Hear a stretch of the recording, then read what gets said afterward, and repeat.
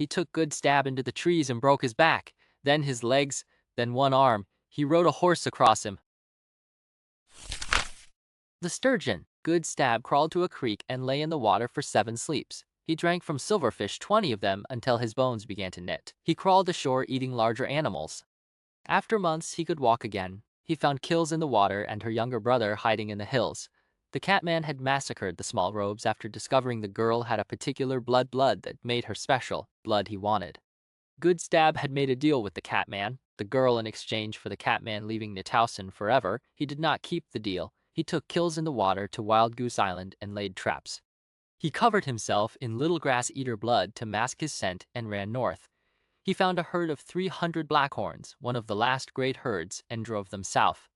When the Catman came for the girl, Good Stab let the buffalo pound him into the ground. The Catman was broken, his limbs twisted but not dead. Good Stab took him to a lake at the edge of the ice. He knocked out all the Catman's teeth with a rock. He fed him the blood of big fish, sturgeon, pike for 4 winters. Slowly, the Catman's skin went silver. His eyes moved to the sides of his head. Gills opened in his neck. When the transformation was complete, Good Stab released him into the lake. A fish, a thing with no memory, a thing that could not speak. April the 28th, 1912. Good Stab finished his story. His voice was hoarse. The candle had burned low. I rode back into the backbone after that, he said. I found a Pikuni horse. I let him taste my blood, and he calmed. I did not know I could do that. I rode through starvation winter. 600 Pikuni died that winter. More than died at the bear. I found the Indian agent taking account of the living. He asked if I was Amskapi Pikuni. I said no. I said I was already dead. He set his hands on his knees. I tried as hard as I could. I buried my people, I buried my wives, I buried my children, I buried the white calf, and all I had left was the name Buffalo Stone Woman whispered to me before she died. Your name. She said you were the one who told Joe Cobell to shoot Heavy Runner. She said you were the one who started the killing. Beaucarne could not speak. The brass buttons on his desk caught the candlelight. The photograph of the Flowers family lay beside them. The boys stared up at nothing. Good Stab stood. I am here to remind you, he said. That is my confession. That is my purpose. Vote. You have heard my story. Now you will tell me yours. He walked to the chapel door and paused. Next Sunday, he said, when your people are here. Then we finish. The door closed. Beaucarne sat alone in the dark, the smell of the dead moles still on the air, and understood that he had 1 week left to live. Episode 4, The Reckoning. Arthur Beaucarne came back to himself hanging upright by his wrists, tied to the cross above the altar in his own church. The ropes were leather, green with newness, and they had been pulled tight enough that his fingers had swollen. He could feel each one separately, fat and hot, and when he tried to close them, the motion stopped before the knuckles could bend. His boots hung a hand's width above the floorboards. The weight of his body pulled down through his shoulders, making each breath a negotiation he was losing. He opened his eyes. The church was full of candles. They stood on the altar rail, on the pew ends, on the floor in glass jars that caught the wax runoff. The light they made was yellow and restless, and by that light Beaucarne saw that he was not alone. Good Stab stood at the lectern, wearing his black clerical robe. It had been cleaned. The mud, the blood, was gone. His dark spectacles were pushed up onto his forehead, and his eyes were visible, black from rim to rim, the pupils engorged as if they had been drinking the candlelight. I will not drink you, Good Stab said. Beaucarne tried to speak. His throat closed around the words and produced only a dry click. I have already drunk my fill, Good Stab continued. He stepped out from behind the lectern and walked slowly down the center aisle. But I wanted you to see them. I wanted you to count them. That is what you do, is it not? You count things. You counted toes. You counted brass buttons. You counted Sundays. He stopped at the first pew and turned to face the congregation. The congregation was dead. The pews. Sheriff Doyle sat in the front row. Someone, Good Stab, had propped him upright with his back against the pew ahead. His tin star had been removed from his coat and driven through his right eye, the pin catching the candlelight where it emerged from the socket. The eye around it was a collapsed black circle. His hands had been folded in his lap like a child at prayer. Lavinius Clarkson occupied the pew behind Doyle. He was wrapped in what remained of the American flag from Moses' saloon, the same flag that had been pulled down a month ago. The fabric was stiff with blood, and someone had wound it around his head as well, covering his face except for the mouth, which hung open. A single fly walked across his lower lip. The four denizens, Willem Tomlinson and his brothers, were arranged in the back pew. They had been posed leaning against one another, their heads lolling at angles that suggested necks broken or throats opened. Their faces were gray. Their hands had been placed on one another's shoulders, the way men might stand for a photograph. And in the center aisle, directly before the altar, lay something that Beaucarne recognized with a lurch that emptied his stomach of everything but bile. It was the exhumed corpse. The first one Beaucarne had buried Benjamin Flowers. Good Stab had dug him up. The skin, what remained of it, had been peeled back from the chest, and inside the chest cavity, something dark and wet pulsed with a slow, organic rhythm that had no business in a corpse. "I exhumed him for you," Good Stab said. "He had walked to stand beside the open chest. You buried him without knowing who he was. That seemed wrong. A father should know his son." Beaucarne's mouth opened. No sound came. "This is Benjamin Flowers," Good Stab said. Beaucarne's legs gave. The ropes took his full weight and the leather creaked. His shoulders pulled against the sockets, and a low sound escaped his throat. Not a word, not a cry, something in between. Good Stab watched him hang there. Then he lifted his hand toward the pews. And there, the young man with the serious mouth. That is Archibald Flowers. Beaucarne's head turned. The candles on that side had burned low, but he could make out the figure, a man in his 20s, posed as carefully as Doyle, his face bisected with yellow and black paint. Beside him, Milo Flowers. The second son was broader through the shoulders. Someone had folded his hands across his chest. Good Stab paused. He let the silence stretch until Beaucarne was looking at the smallest figure, the one in the end seat, whose feet did not reach the floor. "And the boy," Good Stab said, "the boy is Arthur Flowers. He carried your name." Beaucarne looked at the front pew on the left side, and there were all three of them, each missing his skin, each painted yellow on the right side of the face, black on the left. The boy had been posed sitting up, his hands in his lap the way Doyle's were. The skin had been taken from him as well. "He asked for his father," Good Stab said, "before I killed him. He said his father would come for him. 100, and his father was a man of God." Good Stab tilted his head. He did not know his father was a man of the Marias River. "The confession!" Beaucarne's voice came back in a ragged tear. "I did not know. I did not know they were mine." "You did not ask," Good Stab said. "You buried them without questions. You burned your letter. You hid your buttons. You sent Doyle to die instead of asking why I was here." He walked to the cross and stood looking up at Beaucarne. This distance, Beaucarne could smell him copper and dust and something older, something that had been underground for a long time. "I have killed everything you made," Good Stab said. "Your sons, your grandsons, the prostitute you visited in San Francisco, Ava, she called herself. She asked your name so she could remember you in her prayers. She bore you children. I killed them too." Beaucarne's body convulsed against the ropes. His weight swung and the leather cut deeper into his wrists. "You are a monster." "Yes," Good Stab said. "But I am not the one who started the killing." He reached up and took hold of the rope that bound Beaucarne's left wrist. His grip was cold. "Tell me what you did at the Bear River. Tell me now." The candles flickered. The dead in the pews held their poses. And Beaucarne, hanging from the cross in his own church, began to speak. "I was 23 years old.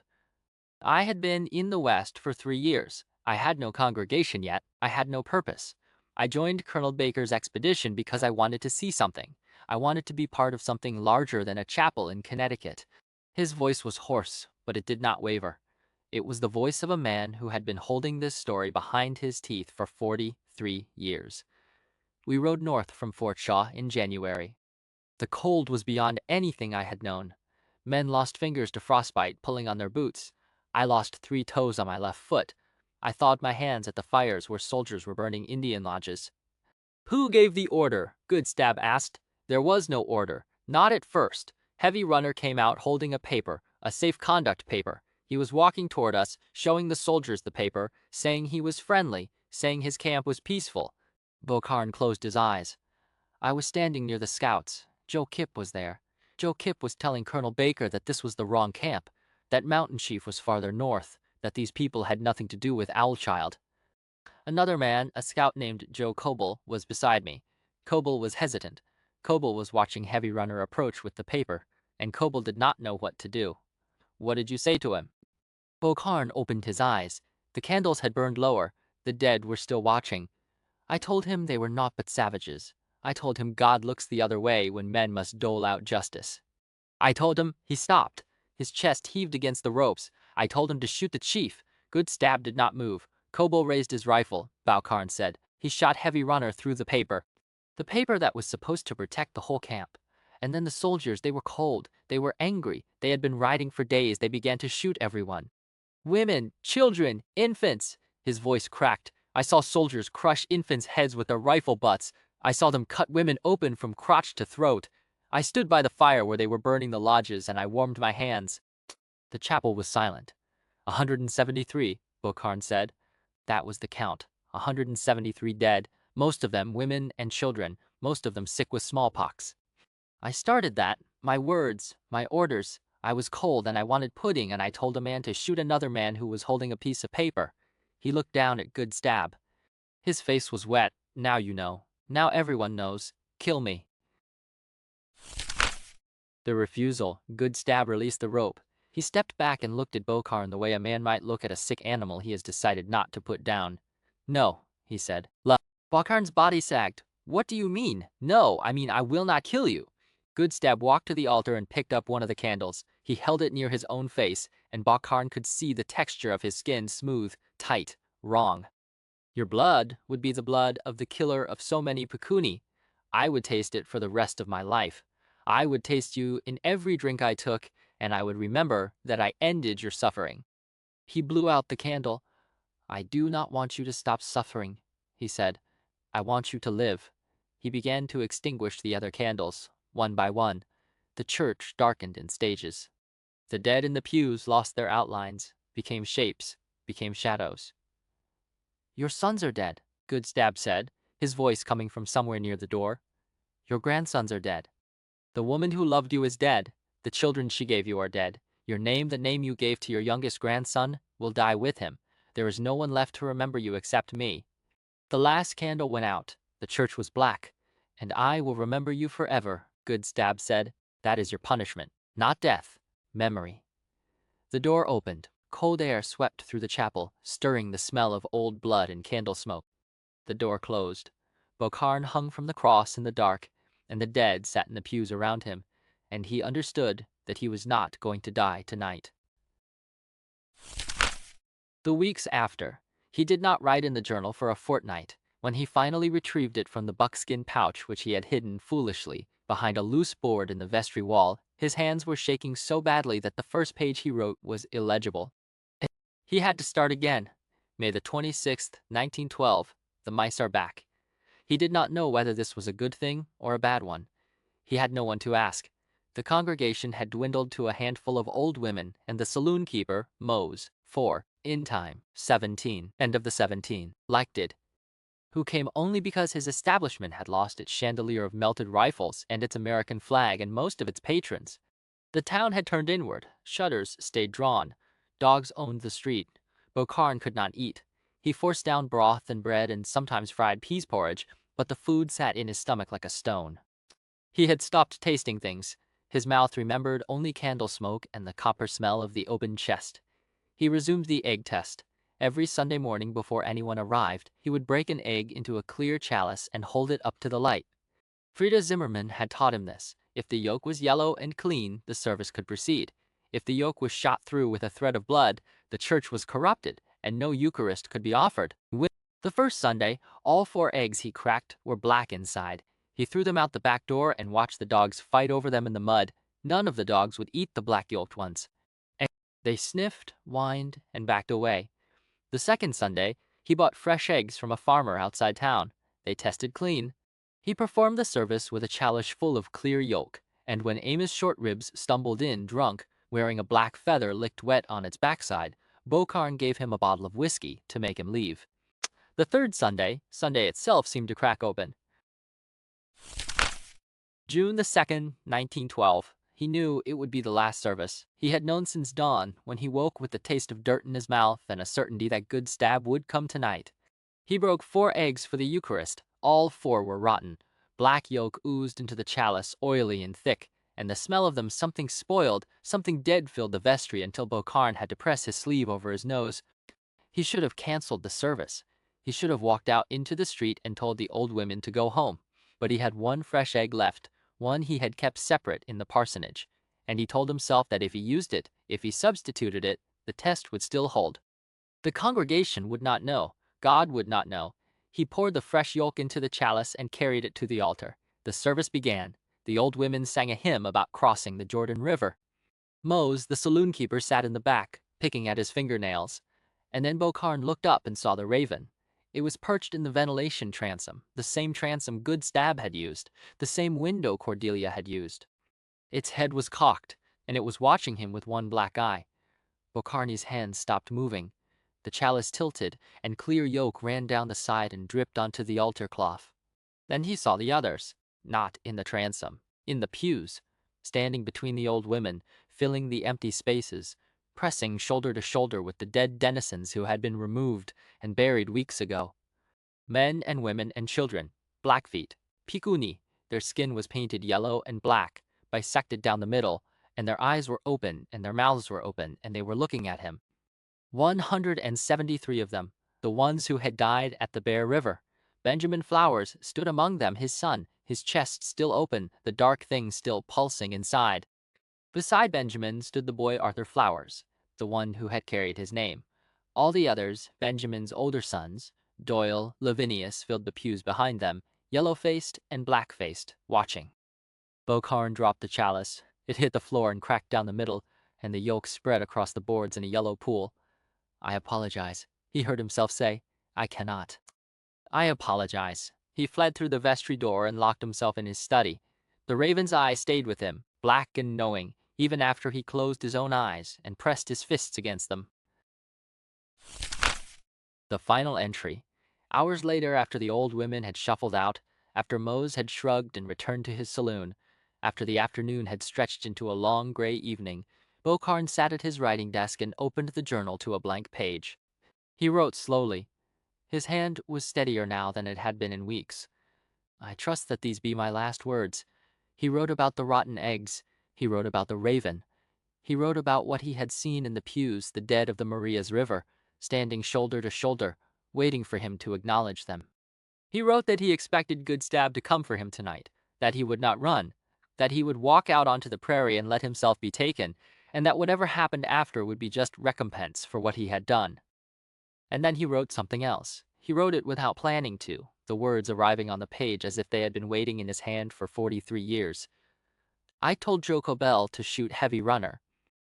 I told him they were naught but savages. I told him God looks the other way when men must dole out justice. Those were my words. Those were the words that killed 173 people. And I have never spoken them aloud until now, in this journal, which only I will read, and which I will hide in the wall where it cannot be found." He paused. The candle on his desk was burning low. Outside, the street was quiet. My pipe is empty now. I believe it has been since January the 23rd, 1870. He closed the journal. He wrapped it in oilcloth. He carried it to the vestry and pried loose the board he had loosened before the one behind the old trunk, the one no one would think to check, and slid the journal into the space between the inner and outer walls. Then he replaced the board and hammered the nails back in with the heel of his boot. When he turned around, Good Stab was standing in the doorway. The walk. They did not speak. Good Stab wore his black robe and his dark spectacles, and his face was as blank as a stone. He gestured toward the chapel door, and Beaucarne walked through it and out into the street. Miles City was dark. The dogs watched them pass but did not bark. The horses in the livery stable shifted and stamped, and one of them, a roan mare, pressed her nose against the stall door as Beaucarne walked by, as if she could smell something on him that she did not understand. They walked north. They crossed the Yellowstone River on the footbridge, and the water was black beneath them, moving fast with snowmelt from the mountains. On the far bank, the prairie opened up like a wound that had never closed. Good Stab stopped. He removed his spectacles and looked at Beaucarne with his full black eyes. "You will not die tonight," he said. "You will not die for many years. You will live, and you will remember. And when you are an old man with no one left to love you, you will understand that this was the heavier punishment." He turned and walked away into the dark. Beaucarne stood on the edge of the prairie. The wind moved through the grass, and the stars were very bright, and he understood that he had been given what he had asked for all those years ago, a confession, a full confession, and no absolution. He walked back across the bridge alone. He entered the church alone. He knelt before the empty cross and stayed there until the sun came up, and he did not pray because he no longer believed that anyone was listening. The journal stayed in the wall for 100 years. In 2013, a construction worker found it during a renovation and sold it to an antiquities dealer for $50. The dealer sold it to a university archive. A researcher, a woman who had just been denied tenure, began to transcribe it, working late into the night with a magnifying reader and a growing sense of horror. Her name was Etsy Beaucarne. She was the pastor's great-great-great-granddaughter, and she did not yet know what she was reading. Episode 5, The Last Beaucarne. 2 days after I learned the journal was bound in human skin, my father died. The lab email was short, the leather wasn't deer hide, wasn't calf skin.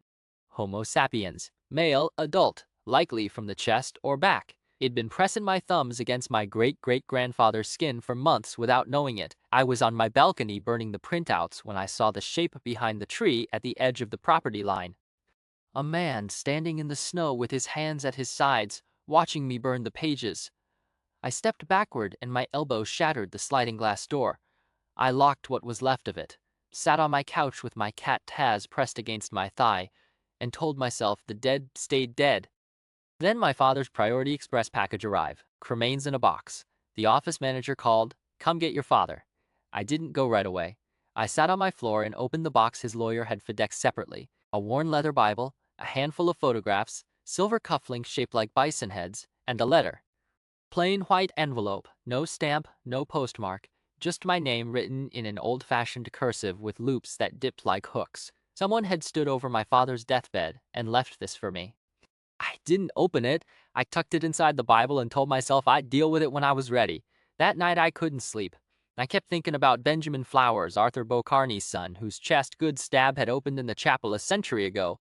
About the phrase Arthur Beaucarne had used, describing the sound of his son's skin being peeled back, the sound of a book being opened. I'd transcribed that line without understanding it. Now I understood. The visitor. Around 4 in the morning, Taz went missing. I got up to look for him. The apartment was dark. And then I saw the light from my laptop screen and the shape sitting in front of it. He had the head of a bison. Not a mask. I told myself it had to be a mask, but the head of a bison, massive and dark, with 4 locks of coarse black hair and a muzzle gleaming wet in the screen light. His eyes were large black marbles, no sclera, no white. He was wearing blue jeans and a pearl snap work shirt and boots with blocky safety toes. His fingers, human, brown, long, were typing on my keyboard. Letters appeared on the screen. ETSY. I screamed. He turned the impossible head and looked at me, and I kept screaming until my throat was raw. The officers who came found a sleep-deprived, untenured professor who couldn't stop shaking. They did not find a bison-headed man. They did not find any sign of forced entry. Grief and antihistamines, one of them said, happens all the time. I let them think what they wanted. I picked up my father's ashes and set the box on my kitchen table. Then I took the letter from the Blackfeet Nation out of the Bible and set it beside the box. I still didn't open it. Dieter. Instead, I researched the Marias Massacre, the Baker Expedition, the Count 173, most of them women and children, most of them sick with smallpox. I learned the site was on private land now, a cattle ranch inaccessible without bolt cutters and a willingness to trespass. I bought bolt cutters, I bought a nail gun and a cable saw from Murdoch's hardware store, for reasons I didn't fully articulate to myself, and I waited. The reunion, January 23rd, the anniversary of the massacre. I'd marked the date weeks ago without quite knowing why. The knock came at midnight. He was in the hallway when I opened the door. The bison head, the pearl snap shirt. In one arm, held against his chest, he cradled Taz, my cat, missing for nearly 2 weeks, limp and docile with pupils blown wide. There was dried blood on Taz's face, but he wasn't hurt. He was calm, too calm. Family reunion, Goodstab said. His voice was a rumble that seemed to come from somewhere behind his ribs. Yeah? He stepped past me into the apartment. I didn't stop him. He set Taz on the floor, and the cat curled up on the rug as if nothing had happened. Then Goodstab turned back to the hallway and gestured. "Bring him in." And what came through the door was 7 feet long from nose to stubby tail, covered in dusty brown fur, walking on legs too short in front and too long in back, dragging a belly that scraped the floor. A prairie dog the size of a man. Its claws clicked on the linoleum, and its face was wrong. There was something human trapped behind the long yellow teeth and the rotating ears. The eyes, small and dark, were weeping. Red-rimmed tears tracked down through the fur. "Arthur Beaucarne, good stab," said your Tresail. "Great-great-great-grandfather. 100 years of drinking nothing but little grass-eaters. Trev. That's what happens to a black robe who want drink what he's supposed to drink." The creature looked at me. "Granddad," it said. The voice was a croak, a man's voice forced through a throat not designed for speech. Goodstab crouched beside the creature. He looked up at me, his black marble eyes unreadable. "Can I hurt him more by hurting you?" Then, before I could answer, he stood up, pulled the bison head off like a hood, and set it on my kitchen table. Underneath was a human face, dark skin, high cheekbones, a pointed chin. The same face I'd been reading about for months in Arthur Beaucarne's meticulous prose. Goodstab's eyes were still black, still engorged. But the rest of him was a man who had been alive for more than 140 years, still waiting for justice. He left me alone with the creature, walked out the front door, and closed it behind him. The test. I locked myself in my bedroom and pressed my ear to the door, listening to the claws clicking on the linoleum. Back and forth, back and forth. After a while, the scratching stopped. I opened the door. The creature, Arthur Beaucarne, was sitting on his haunches in the middle of my living room, staring at me. The tears were still coming, slow and steady, making dark tracks in the fur of his face. "Granddad," he said again. "Granddad." He wasn't talking to me. He thought I was someone else, someone had been waiting for since 1912. I walked to the kitchen, got the pack of Chesterfields I'd bought on a hunch, and lit one. Arthur Beaucarne's nose twitched. He shuffled toward me on his mismatched legs. I didn't know if it was mercy or cruelty. I held the cigarette out. He took it between two claws, brought it to his mouth, and inhaled. The smoke leaked out through his whiskers. He closed his eyes. "Pudding," he said. "I miss pudding." I sat down on the floor across from my great-great-great-grandfather and cried until I was empty. The trap. Goodstab came back at dawn. It'd been Googling. The key to Nax errors is nicotine vasoconstriction. It narrows the blood vessels, chokes off the oxygenated blood that catmen burn like fuel. I'd bought the cigarettes because I remembered Arthur Beaucarne smoking in the chapel and Goodstab recoiling from the smoke. Now they were a weapon. When Goodstab walked through my door, I offered him one. He looked at the cigarette. He looked at me. His face was calm, almost amused. He knew exactly what I was doing, and he took it anyway. He drew in deep, deeper than any human smoker could manage, and held it. The smoke came out through his nose in two thin streams. His hands started to tremble. Then he sat down on my couch, slow and heavy. His head dropped forward, and he was unconscious. A century of revenge, and I put him down with the Chesterfield.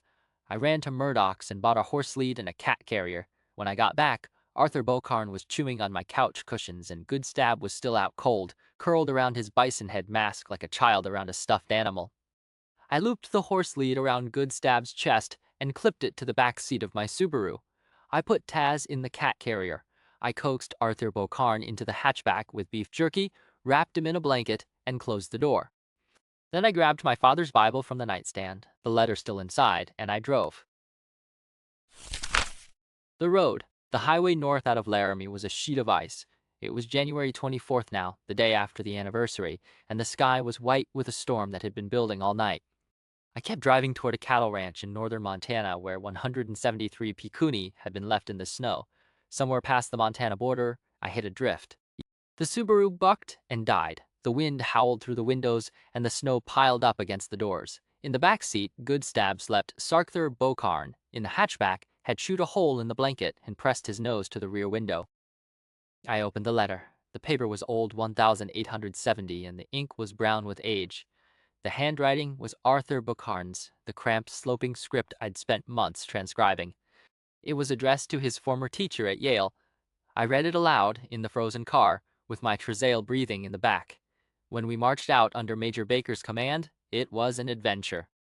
I grandly told myself we were the Greeks at Thermopylae going out to resist the Persians. The cold, the hunger, the fixation on putting warm, rich pudding stolen from the kitchen before the march. The way Arthur Beaucarne had befriended the scouts, Joe Kipp and Joe Coble, and stood beside Coble when Heavy Runner walked forward with the safe conduct paper. "They're not but savages," Head whispered. "God looks the other way when men must dole out justice." Head told Coble to shoot. Coble had shot. The paper, the one that was supposed to protect the whole camp, had fluttered to the ground with a hole through the center, and then the soldiers had started shooting, and they hadn't stopped. 173. That was the count. Most of them women and children. Most of them sick with smallpox. I started that. My words. I stopped reading. Flakes of the confession crumbled into my lap like snow. In the hatchback, Arthur Beaucarne made a sound. Not Granddad this time. Just a long, low moan, like a man who'd been holding his breath for 100 years and had finally let it out. Piod. The killing. I didn't plan to kill him, not at first, but when the car died and the snow kept falling and Arthur Beaucarne's moan turned into a keening that sounded too human to bear, I made a choice. I took the nail gun from my backpack. I took the cable saw. I walked around to the hatchback and opened it. Arthur Beaucarne looked up at me with his small, weeping eyes. His claws were curled against his chest. "I'm sorry," I said. "I'm so sorry." The first nail went between his eyes. He jerked once, twice, and then his front legs gave out. The second nail went into his skull. I shot a line of nails down his spine, one by one, and a final nail at the base of his stubby tail, and his rear legs stopped moving. He was still alive. I could see it in his eyes. I could hear the rasp of his breathing. I took the cable saw and looped it around his neck. The fur was coarse and thick. I had to saw through it before I hit skin. When I hit skin, Arthur Beaucarne screamed. It wasn't a prairie dog sound. It was a man's scream, high and thin and full of terror, the scream of someone who'd been silent for 100 years and was finally, terribly, awake. I kept sawing. The cable bit through his windpipe. The scream cut off. Dark blood, almost black, welled up around the wire and steamed in the cold. I sawed deeper, through muscle and sinew and the ridge of his spine until the head came free and rolled into the snow. The body didn't stop. It flopped out of the hatchback, headless, clawing blindly at the snow. The front legs, too short, too human in their joint structure, dragged it forward, toward the cliff edge I hadn't noticed until now, where the snow gave way to a long drop into the Marias River valley. I grabbed the spray foam from my backpack and coated its front side, then doused it with lighter fluid. I touched the flame to the foam. The body ignited. Flames went white, then yellow, then blue. The headless thing kept crawling, burning, leaving a trail of melt and ash behind it. I watched it reach the cliff edge and pause, as if something in its broken body still remembered fear. Then it tipped over and fell, a bright shape spiraling down through the white, until it hit the frozen river below and lay still. The nod. Dawn was coming, a pale band of light in the east. I stood at the edge of the bluff with the cable saw still in my hands and the smell of burnt hair and foam in my nose. A sound behind me. Boots in the snow. Goodstab was standing 10 feet away, the horse lead hanging loose from his chest. Head fought through the nicotine, or it had worn off. He was looking at me with his black eyes. He looked at the cliff edge. He looked at the cable saw in my hands. He looked at the Subaru, where Taz was meowing in his carrier. I hadn't just killed Arthur Beaucarne. Before we left Laramie, I'd done something else. The original journal, the one bound in Benjamin Flower's skin, I'd brought it with me. Before I got in the car, I'd opened the box of my father's ashes and sifted them over the pages. My father had been cremated with lime alkaline ash, the opposite of the acid that was slowly eating Arthur Beaucarne's journal from the inside out. The ash had reacted with the acid the moment they touched. The pages had crumbled, the ink had lifted, the human skin binding had stiffened and cracked and fallen to dust. "It's gone," I said, "all of it. The transcription, the digital files, every copy." Goodstab looked at me for a long time. Then he looked at the valley below, where the smoke from Arthur Beaucarne's burning body was rising in a thin gray column. And he nodded. Once, just once. A single dip of his chin, his face unreadable, his black eyes reflecting the pale dawn light. He turned, walked to the edge of the bluff, and began to descend toward the east. A shape I hadn't noticed before was wading a roan mare, standing in the snow as if the cold meant nothing, as if she'd been waiting there since 1870. Goodstab swung himself onto the horse's back. He didn't look back. He didn't say a word. He rode away into the white, growing smaller and smaller, until the storm swallowed him, and he was gone. I stood at the edge of the bluff with my father's ashes still on my hands and my cat meowing in the car and my Tresail's headless body burning on the frozen river far below. I had broken the cycle. I had killed the monster. I had destroyed the evidence. But that's not what I remember most. What I remember is the look in Goodstab's eyes before he turned away. Not gratitude, not forgiveness. Something like recognition, the acknowledgement of a debt passed from one generation to the next and finally paid. The vampire was never the point. No, not the vampire. The Blackfeet. You just spent 5 episodes inside a story that called itself a vampire confection. But the last line, no, not the vampire. The Blackfeet told you what it actually was. Goodstab rode away, Etsy stood on the bluff with ash on her hands, and you, the listener, were left with something heavier than a monster story. What you just heard belongs to a specific project. Stephen Graham Jones is a Blackfeet Native American writer, and for years he has been doing something quiet and deliberate with the horror genre. He takes its monsters, the slasher, the vengeful spirit, the Naxxerer, and he grafts them onto Blackfeet history. Not as metaphor, as method. The history itself is already horror. The monster is just what the history produces. The Marias Massacre happened. On January the 23rd, 1870, the U.S. cavalry killed 173 Blackfeet, mostly women and children, mostly sick with smallpox. Heavy Runner walked toward the soldiers holding a safe conduct paper. They shot through it. The scout, Joe Coble, fired the first shot. And somewhere near him stood a young white man who whispered that the chief should die.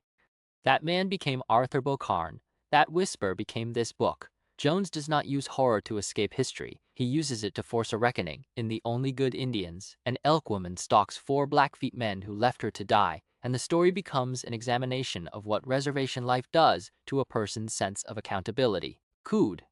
In My Heart is a Chainsaw, a native teenager obsessed with slasher films cannot recognize real violence because she has been taught to look only at the screen. The Buffalo Hunter extends this method backward into the 19th century, into the Gothic confession, but the question is the same: who is the monster here? End quote. The answer keeps turning out to be uncomfortable. The reader who picks up this book expecting a vampire story gets something else. Goodstab drinks blood. He is, by any definition, a predator. But the novel does not ask you to fear him. It asks you to sit with him in a dark church and listen while he tells you what was done to his people. By the time Beaucarne confesses, "I told him they were naught but savages," the vampire has become the witness, and the pastor has become something unredeemable. That reversal is Jones's signature move. The genre promise lures you in. The history holds you there. The book ends without closure. Goodstab nods. He rides away. Etsy has killed the last traces of the cycle and destroyed the record. But the question the novel leaves open is larger than any character. What does justice look like when the dead outnumber the living and the crime is a century old? Jones does not answer it. He cannot. The nod is not forgiveness. It is something more precise, an acknowledgement that the debt has been seen, that someone finally looked at it without flinching. The Blackfeet are still here.